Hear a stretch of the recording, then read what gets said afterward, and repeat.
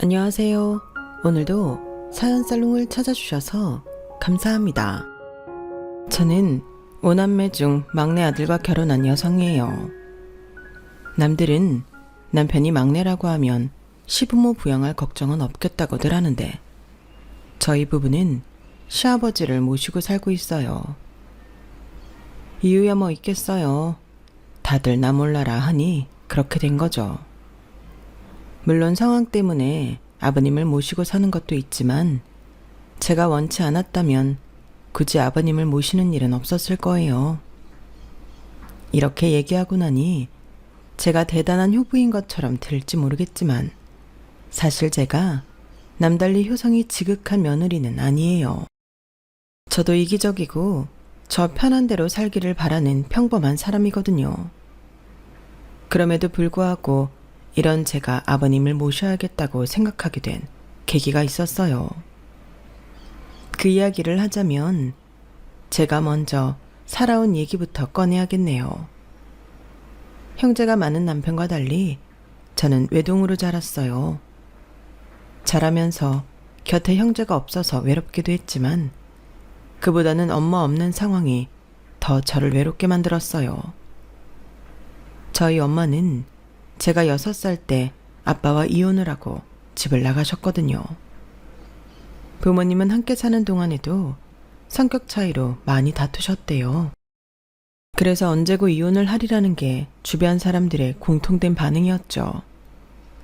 대부분의 엄마들이 이혼할 때 자식을 데려가겠다고 소송까지 불사하는 것과 달리 저희 엄마는 처음부터 저를 아빠한테 맡으라고 하셨대요. 어린 제가 엄마의 새로운 출발에 걸림돌이 된다고 생각하셨던 거죠. 그래서 저는 어릴 때부터 아빠와 둘이 살게 되었어요. 어린 딸과 함께 살아가기 위해 직장을 다녀야 했던 아빠는 회사에서 일하는 동안 저를 근처에 사는 고모한테 맡기셨어요. 그래서 제 어린 시절 사진을 보면 온통 고모 집에서 찍은 사진들 뿐이죠. 그렇다고 고모가 자식 없이 사는 분은 아니었어요. 고모한테는 자식이 셋이나 있었거든요. 고모 집에는 언니, 오빠, 그리고 저와 동갑인 사촌들이 있었어요. 그래서 처음엔 아빠가 고모 집에 저를 맡길 생각을 하지도 않으셨어요. 그런데 오히려 고모가 아빠를 설득해 저를 돌봐주시게 된 거예요. 예. 주변에 가족이 없는 것도 아니고 고모인 내가 엎어지면 코 닿을 때 살고 있는데 왜 애를 돈 주고 남한테 맡기니? 그럴 돈 있으면 차라리 나한테 줘. 아무렴 피부치가 낫지 남이 낫겠니? 우리 집엔 정윤이 또래 사촌들도 있으니 애도 정부치기 훨씬 쉬울 거야. 애 새 키우는 거나 내 키우는 거나 다를 것도 없으니까 아무 걱정 말고 우리 집으로 보내. 아무리 고모가 그렇게 말을 했다고 해도 아빠는 탐탁지가 않았던 모양이에요. 사실 그렇잖아요. 이미 애가 셋이나 되는데 어린 조카까지 돌보는 게 사실 쉬운 일은 아니잖아요. 하지만 고모가 워낙 강경하게 저를 맡아 돌보겠다고 하는 바람에 아빠도 더는 뿌리칠 수만은 없었어요. 게다가 고모 말대로 사촌들 무리에 섞여 자라다 보면 외로움도 덜 탈 것 같아 보였으니까요. 그렇게 저는 아빠가 출근해서 퇴근할 때까지 고모 집에서 지내게 되었어요. 아빠는 어린 나이에 엄마와 떨어져 살게 된 제가 안쓰러워서 외롭지 않게 사촌들 사이에서 뛰어놀라고 고모 댁에 보내신 거겠지만 아빠의 바람과 달리 실상은 전혀 달랐어요. 저는 고모 집에서 사촌들과 함께 지내면서 오히려 더 외로움을 느껴야 했거든요. 아무래도 한 배에서 나고 자란 형제들이라 그런지 자기들끼리는 잘 뭉쳤지만 저는 늘 외부인 취급이었거든요. 저희 아빠가 사주신 간식도 사촌들은 저만 빼고 자기들끼리만 먹었고 놀이를 할 때도 늘 저만 술래를 시키곤 했어요. 고모는 집안 살림을 하면서 애를 넷이나 돌봐야 하니 그런 세세한 상황까지는 알아차리지 못하셨죠. 생각해보면 알고도 방치했는지도 모르겠지만요. 특히 사촌들 중 저와 동갑인 현진이는 저를 얼마나 괴롭혔나 몰라요. 혹시라도 저한테 자기 언니랑 오빠를 뺏길까봐 유별나게 여우짓을 했거든요. 제가 하지도 않은 말도 거짓말로 꾸며 떠벌리고 언니랑 오빠가 저한테 조금만 관심을 보여도 빽빽 울고 난리를 치기 일쑤였어요. 그럴 때마다 고모는 저를 위한답시고 이런 말을 하셨죠. 현진아, 네가 좀 참아. 정윤이는 불쌍한 애잖아. 어린 게 엄마도 없이 지내는 게 얼마나 불쌍하니? 너는 언니도 있고 오빠도 있고 이렇게 엄마도 있잖아. 불쌍한 사람을 보면 도와줄 줄 아는 사람이 돼야 하는 거야. 사실 너무 어릴 때는 고모가 저를 많이 위해주는 걸로 착각을 했는데 머리가 조금씩 크고부터는 고모 말이 과연 나를 위한 거였을까 하는 의구심이 들기 시작했어요. 저는 초등학교 4학년 때까지 방과 후에 고모 집에서 사촌들과 함께 지냈어요. 그 사이 몇 번이나 아빠한테 고모 집에 가기 싫다고 말씀드렸지만 그럴 때마다 고모가 찾아와 저를 설득하곤 하셨죠.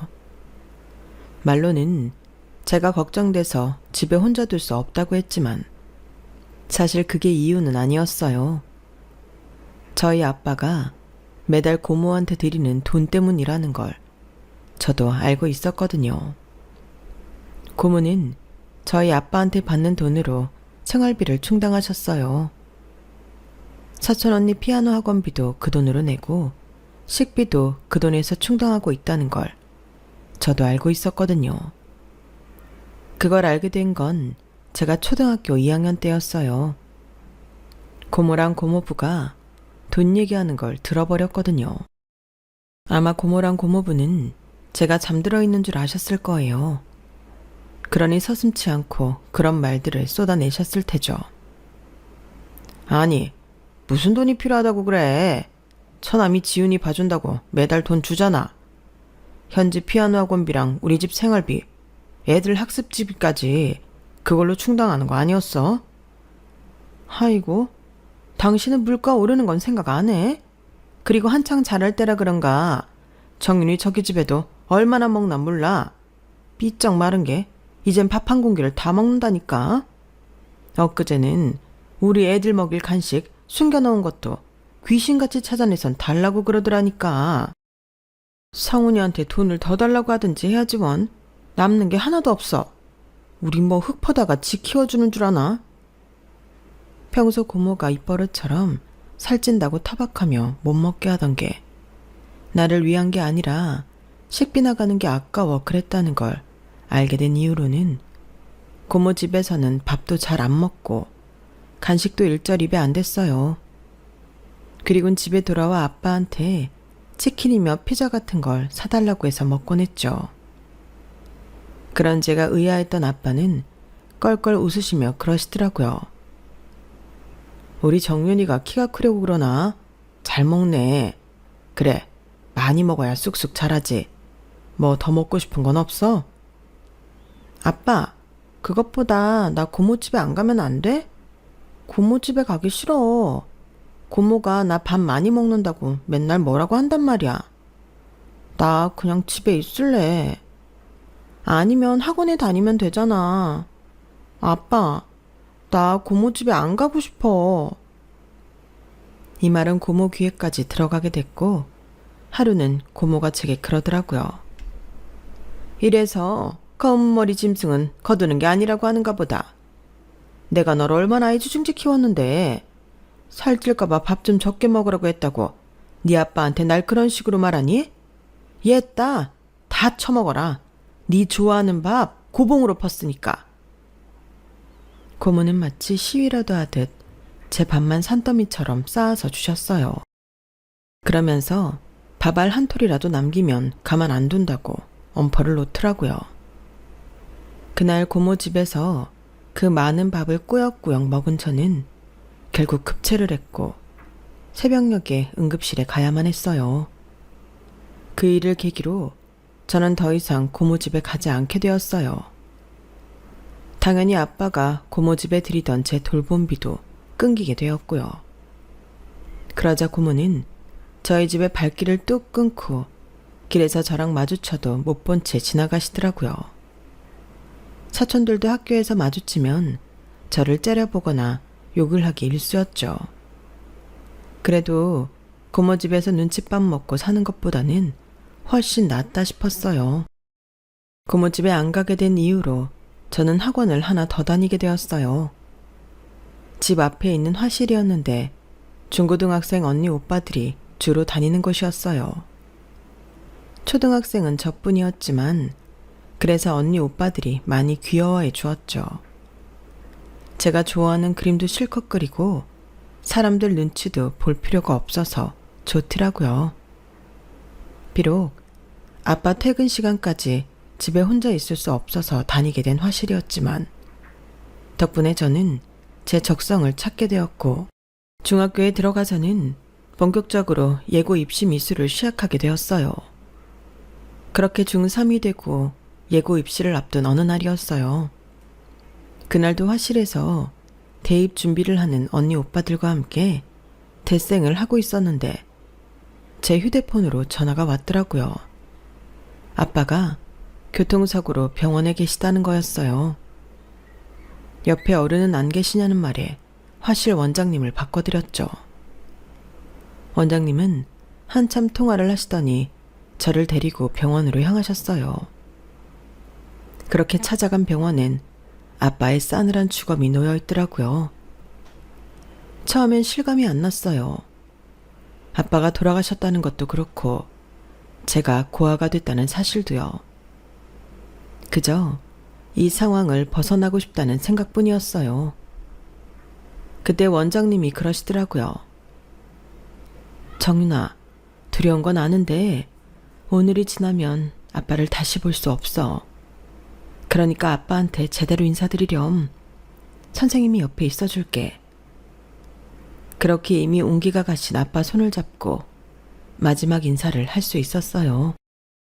원장님은 저희 아빠 장례를 치르는 동안 내내 제 곁을 지켜주셨어요. 장례식장에 찾아온 고모가 혼자 남은 조카 걱정보다는 남동생 사고로 나올 보험금에 더 열을 올릴 때도 원장님은 제 손을 잡아주셨고 제가 싫다고 하는데도 저를 자기 집에서 키우겠다고 우길 때도 제 곁을 지켜주셨어요. 그래서 장례가 끝난 뒤 고모가 강제로 저를 데려다 키우겠다고 할 때 머릿속에 떠오르는 사람은 원장님밖에 없더라고요. 그래서 화실로 달려가 고모가 원하는 건 아빠가 남긴 재산과 보험금이라는 걸 뻔히 알기 때문에 그 집에 가기 싫다고 울면서 말씀드렸어요. 솔직히 남의 집 일에 끼어드는 게 쉬운 일은 아니잖아요. 그런데도 원장님은 그 귀찮은 일을 마다 않고 해주셨고 덕분에 저는 고모 집에 가지 않을 수 있었어요. 화실 원장의 보호를 받으면서요. 사실 여기에는 꽤 복잡한 일이 있었는데 간단하게 정리하자면 이랬어요. 서류상 제가 고아는 아니었잖아요. 어쨌거나 엄마가 살아계셨으니까요. 하지만 엄마는 이미 재혼을 해서 아이까지 낳고 사는 처지라 저를 맡아줄 수는 없었어요. 제가 정윤이를 낳은 건 맞지만 얘 아빠랑 헤어진 지도 한참 됐고 난 이미 가정도 있는 사람이에요.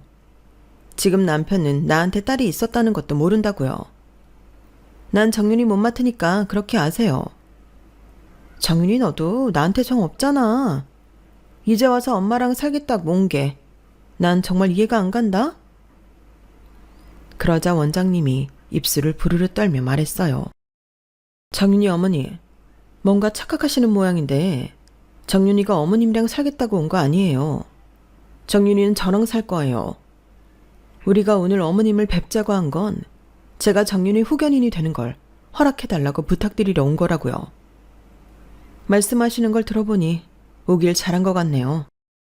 적어도 어머님이 친권을 앞세워 정윤이를 데려가실 일은 없는 것 같으니까요. 그제 엄마는 얼굴에 화색이 돌더라고요. 그리고 이전과는 달리 유순하게 원장님을 제 후견인으로 지정하는 걸 동의해 주셨어요. 엄마를 만나고 돌아오는 길에 원장님은 제 눈치를 살피셨어요. 아마도 제가 상처를 받지 않았을까 걱정을 하셨던 것 같은데 저는 전혀 그러지 않았어요. 이렇게라도 엄마랑 확실히 마음 정리를 할 수 있어서 다행이라고 생각했으니까요. 저 역시 나를 버리고 떠난 엄마와 함께 살 생각은 없었거든요. 다만 마음 깊은 곳에 미련이 조금 남아 있었는데 그걸 엄마 손으로 끊어준 거였죠. 덕분에 저는 내가 고아라는 사실을 순순히 받아들일 수 있었어요. 제 후견인이 되어준 원장님은 아직 미혼이라서 부모님과 함께 살고 있었어요. 처음엔 저를 데리고 원장님 본가로 들어갈까도 생각하셨는데 그러면 제가 불편할 거라고 원장님이 거처를 저희 집으로 옮겨와 저와 함께 살게 되었죠. 다행히 저희 집이 화실 앞에 있어서 이동 시간도 안 걸리고 좋다고 하시며 저를 안심시켜 주시면서요. 예고 입시를 놓친 저는 3년간 화실을 다니며 미대에 진학하게 되었어요. 제가 성인이 되자 그제야 원장님은 그동안 저 때문에 미뤄두었던 결혼을 하셨고요. 지금도 그때 인연으로 원장님과는 자주 만나고 있어요. 제게는 제2의 부모 같은 분이니까 어버이날마다 찾아가 장난처럼 엄마라고 부르기도 하는데요. 그럴 때마다 원장님은 질색을 하세요. 얘, 내가 나이가 몇인데 너처럼 큰딸이 있다는 거니? 징그러워 얘.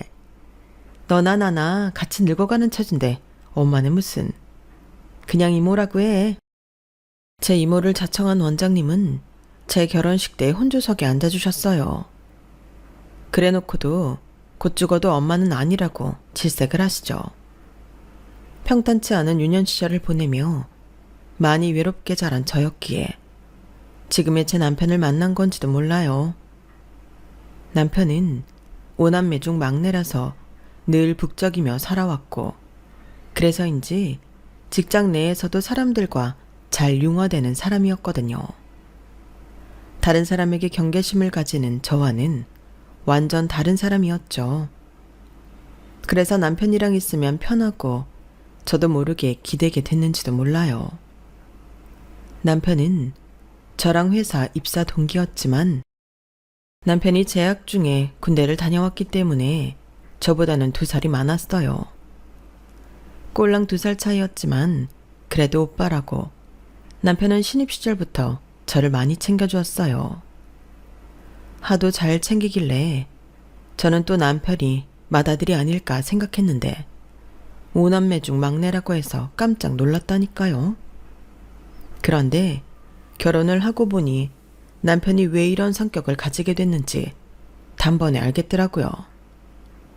형 누나들이 너무 이기적인 인간들이라서 남편이 늘 양보하고 손해보며 살았던 거예요.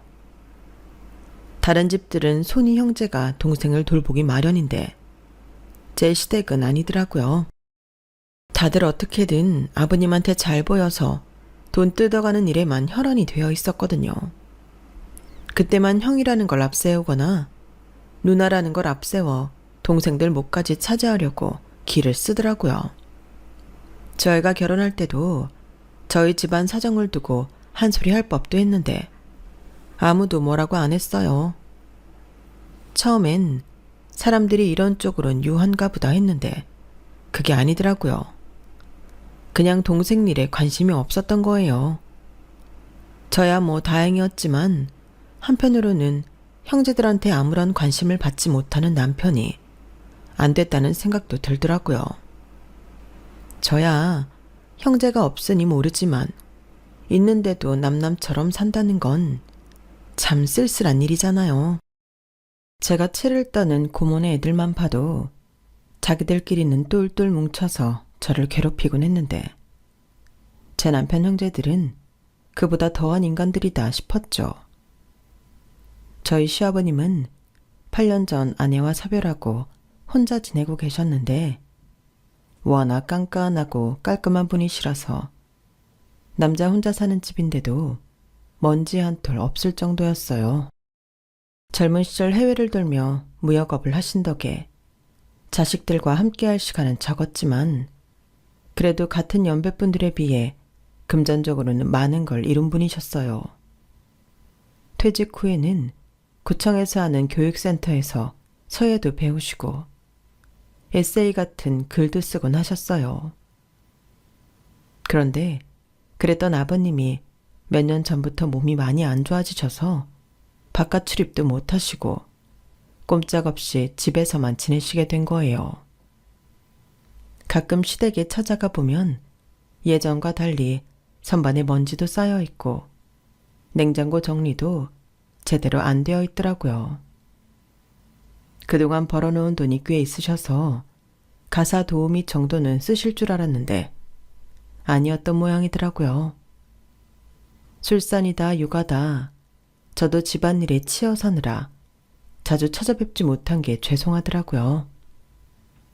그래도 아버님이 거동이 불편해지고부터는 남편과 제가 일주일에 한 번은 찾아뵙곤 했는데 아무리 봐도 저희 부부 외에는 자식들이 찾아오는 기미가 안 보이더라고요. 여보, 형님들은 아버님 댁에 안 들리나 봐. 자식이 5인데 돌아가면서 일주일에 하루씩만 찾아뵈도 좀 나을 것 같은데 말이야. 큰아주버님한테 말씀드려서 어떻게 대책 좀 마련해봐. 어떻게 나이 드신 아버님을 혼자 둘 수가 있어. 아마 말해도 안 들을 거야.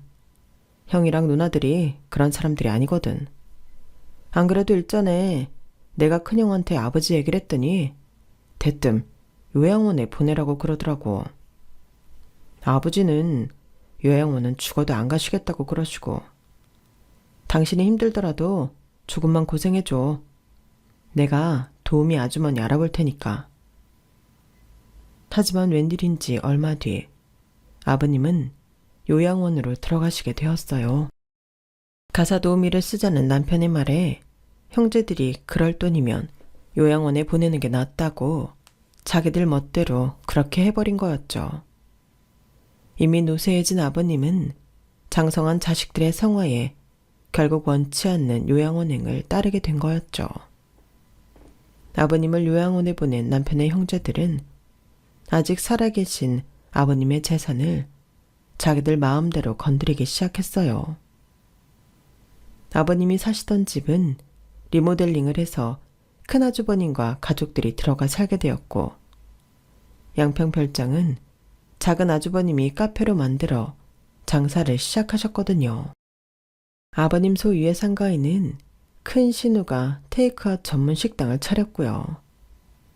이에 질세라 작은 신우는 아버님이 타시던 외제 차량 고가의 골통품들을 죄다 쓸어서 가져갔어요. 마치 참치 해체쇼를 벌이는 것처럼 순식간에 달려들어 알뜰히도 쓸어갔더라고요.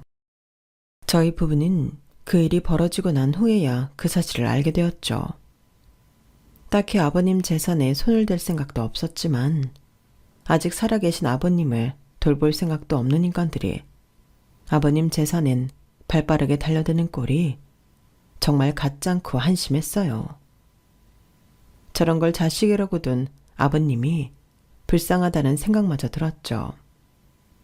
한 번은 명절에 제 남편이 큰아주버님께 이 일로 한 소리 했더니 그러시더라고요. 야 임마, 아버지 돌아가신 후에 유산 정리하면 세금이 얼마나 나오는지 알아? 달래 재벌들이 사전에 재산 나눠갖고 은닉하는 줄 아냐고. 이렇게 세상 물정 모르는 놈이니 아직도 그러고 살지. 너도 임마 하나라도 건질 게 있을 때 서둘러 챙겨. 괜히 나중에 나만 못 받았느니 이런 소리 하지 말고. 마치 자신들이 똑똑하고 부지런해서 아버님 재산을 먼저 선점한 거라는 식으로 떠들더라고요. 그 말에 남편도 저도 완전 질려버렸어요. 그래서 명절에도 시댁 식구들을 찾지 않게 되었죠. 그런데 작년 이맘때였나요? 아버님이 입원해 계시는 요양병원에서 전화가 왔더라고요. 아버님이 많이 위독하시니 가족들 모두 마음의 준비를 하고 오라고요. 전화를 끊자마자 남편과 함께 요양병원으로 달려갔어요. 그런데 세상에, 제 남편을 제외한 나머지 형제들 중 단 한 명도 오지 않았지 뭐예요. 분명히 아버님이 위독하시다고 5 형제 모두한테 연락을 했는데 말이죠. 산소호흡기를 쓰고 가쁜 숨을 내쉬는 아버님을 보니 가슴 한 구석이 뭉클하고 코끝이 쎄해지더라고요. 자식이 없으면 모를까 5이나 되는 자식이 있음에도 마지막을 이렇게 초라하게 맞춰야 한다는 게 같은 인간으로서 너무 안 됐다 싶었어요. 그렇다고 저희 아버님이 자식들한테 못하고 사셨던 분도 아니고 맨주먹으로 서울의 상경에 5 자식을 대학 공부까지 시키느라 평생을 고생만 하신 분이니까요. 담뱃값 아껴서 애들 참고서라도 하나 더 사보게 하신다고 저희 아버님은 술도 담배도 하지 않는 분이었어요. 그렇게 희생하고 살았는데 마지막에 이런 모습이라니 너무 가혹하다는 생각이 들었어요. 그런데 그때였죠. 침상 밑으로 뚝 떨어져 있는 아버님 손이 보이는 거예요. 그 손을 본 순간 그간 잊고 살았던 기억이 떠오르더라고요. 저희 아빠의 주검을 확인하던 그 순간이요. 교통사고로 상처가 심해 얼굴은 볼 수 없었지만 침상 밑으로 흘러내린 아빠 손은 잡아볼 수 있었거든요. 이미 식어버린 아빠 손을 잡고 마지막 인사를 했던 그때가 떠올라 저도 모르게 눈물을 흘렸어요. 저희 아빠는 이미 세상을 떠나신 후라 어쩔 수 없었지만 아직 살아계신 아버님만큼은 가시는 날까지 돌봐드리고 싶다는 생각이 들었어요. 아빠한테 못했던 자식된 도리를 해야겠다는 생각이었죠. 그래서 아버님 손을 잡고 울먹이며 말씀드렸어요. 아버님, 저 막내 며느리예요. 제 목소리 들리세요? 제가 아빠도 일찍여이고 엄마한테는 버려진 채 남의 손에 자란 거 아버님도 아시죠? 그래서 가슴에 부모에 대한 한이 남아있나 봐요. 저요, 아버님 이렇게 못 보내드려요. 제 아빠한테 못 해드렸던 거 아버님한테라도 해드려야 남은 인생 여한 없이 살 수 있을 것 같아요. 그래서 말인데요. 아버님 가시는 길까지 제가 모실게요. 미안하다는 생각은 하지 마세요. 저 편하자고 하는 일이니까. 그렇게 다짐 아닌 다짐을 한 저는 요양병원에 양해를 구하고 아버님 병상을 지키게 되었어요. 남편은 제게 미안해 그랬는지 그렇게까지 안 해도 된다고 했지만 제 마음이 아버님 곁을 떠나고 싶지 않더라고요. 매일 젖은 수건으로 아버님 얼굴과 몸을 닦아드리고 욕창이 생기지 않도록 좌우로 바꿔놓이고 소변주머니랑 기저귀도 갈면서 내 아빠한테 못했던 마지막 이별을 해나갔어요. 그런데 2, 3일을 못 버틸 거라던 의사의 말과 달리 조금씩 아버님은 상태가 좋아지셨어요.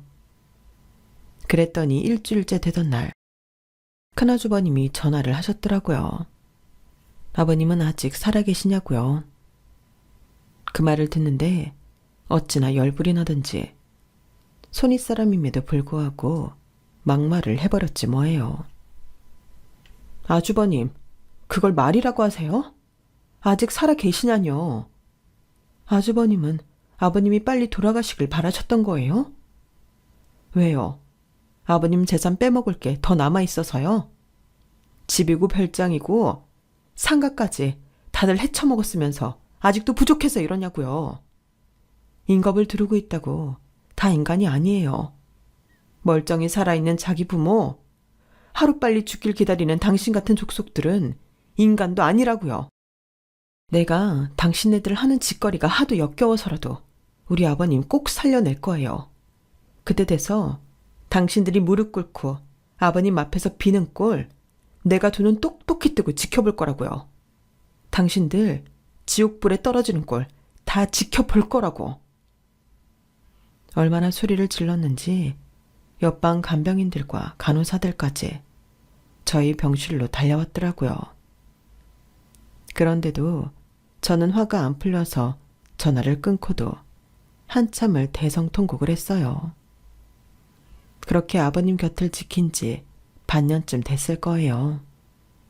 주변 사람들이 이제 그만하고 돌아가라고들 하더라고요. 자식들도 나 몰라라는 판에 며느리가 무슨 죄가 있어 다 죽어가는 시아버지 간병이냐고요. 사실 저도 그때는 몸도 마음도 많이 지쳐있던 참이었어요. 남편과 교대로 병상을 지키고는 있지만 살림도 하고 애도 키우고 아버님 병수발까지 들려니 몸이 말이 아니게 축이 났거든요. 끝이 안 보이는 간병에 정신적으로도 많이 힘들었고요. 그래서 마음이 해이해진 순간이었는데 그때 기적 같은 일이 벌어진 거예요. 잠결에 누가 제 손을 꼭 잡아주길래 남편이 왔나 했는데 눈을 떠보니 아버님이 침상에 앉아 제 손을 잡고 계시더라고요. 아버님, 정신이 드셨어요? 어떡해. 아버님, 잠깐 기다리세요. 의사 불러올게요. 너무 놀라서 우왕좌왕하던 저는 배를 몇 번이나 눌러댔어요. 산소호흡기를 낀 채 누워만 계시던 아버님이 멀쩡한 사람처럼 앉아서 저를 보시는데 어떻게 안 놀랄 수가 있겠어요. 널스콜을 받고 온 간호사는 아버님의 상태를 보고는 저처럼 놀라더니 당장 의사를 불러왔고 그 길로 대형 병원으로 이송을 해 재검을 하게 됐어요. 모든 수치들이 정상에 가깝게 돌아와 있더라고요. 불과 얼마 전까지 의식도 없이 병상을 지키고 있던 노인이라고 생각하기 어려울 정도로 너무도 건강해서 이건 기적이라고 밖에는 설명이 안 됐어요. 대형 병원에서 며칠 안정을 취한 뒤에 아버님은 퇴원을 하게 되었어요. 그런데 문제가 생긴 거예요. 아버님 댁을 큰아주버님이 무단으로 리모델링해 살고 있었기 때문에 아버님이 가실 곳이 없었던 거죠. 상황이 그렇다니 어쩌겠니? 일단 양평 별장으로 가자. 저기 아버님, 거기는 작은 아주버님께서 카페로 사용하고 있어서 안 될 것 같아요.